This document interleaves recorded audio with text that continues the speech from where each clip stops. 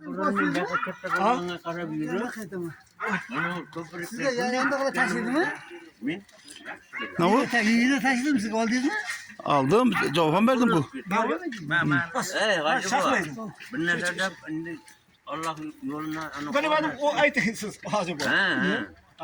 Abi su ekmeğine başladı ha. Bismillahirrahmanirrahim. Subhanallah velhamdülillah ve la ilahe illallah vallahu ekber ve la havle ve la kuvvet illa billahil azim. Parvardigor etkendigen kulun etken hayırlı hususlarını dargoyun kabul eyle.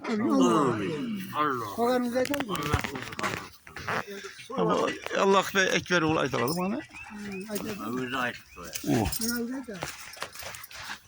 La. Kulağının da kucuklu yaşlısı yatar mı? Şunu ama. Kaç. Togası ola da kassa. Ha. Ya kara da kassa var. Togası ola şey. Çarpı aferin. Babam çarpı. Ana çoğa bak görüşürüz ya. Bizim bolar kan bu. Bizim bolar kan. Böyle.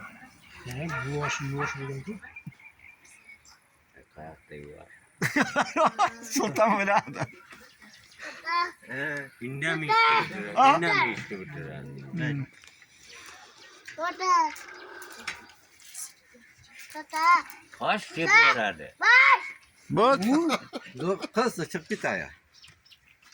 Al kısalma. Sorry. Bitkenden sonra makam böyle koyalım mı? Kullu mu? Kette nereden bu? Kette nereden bu? Bolar doymuyor ama.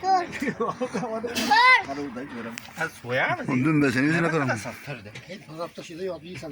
Ha ye. Juran mı juran? Bugün cerita var lan. Bugün cerita. Gel sen çıkar o. Kazak iyi mi? Ha? Kazak. Ha kazak. Bir üçleme. Koy. Kolunu keser de. Hep şakal koluna. Ya ben de yaptım yer bir namaz soysun ya. Kolunu kesmez ya. Kes olarak kiyen sen sonra. Kellesini alıp versen kalanı kısa bilin. Bismillahirrahmanirrahim.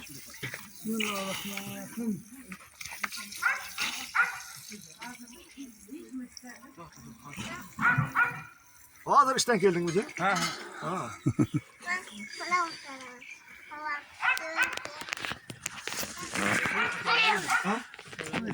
Yok bana togası ola.